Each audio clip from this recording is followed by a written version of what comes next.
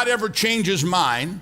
And does God ever violate the laws that he put into order? The answer is to all three of those, yes, absolutely. And the key to today's message is you have in your access the ability for God to do all three of those in your behalf, and it's called the power of prayer. Now, we're not going to read. If you get a chance, when you get home, read the 1 Samuel chapter 1. Read the whole chapter. But let me give you a little bit of the history of this and give you the Reader's Digest version, because it would take way too long to read the whole thing. When we were in Israel a few weeks ago, some friends took us to the city of Shiloh, or they say in Hebrew, Shiloh. And I think I told you this already, but I've been to Israel 30 times, and I've never been to Shiloh. I've never been to Shiloh.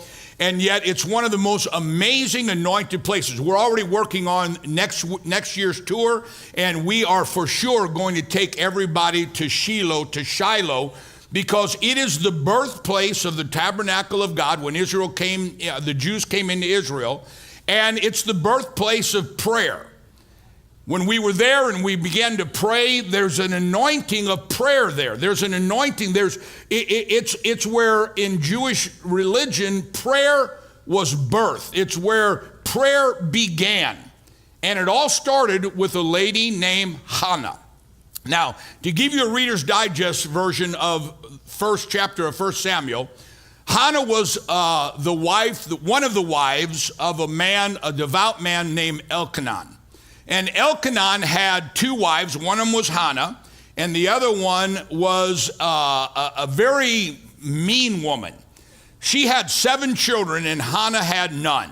And she would mock Hana, and she would make fun of her and say, you better hurry up, Hana, and feed your kids. Oh, you don't have any kids.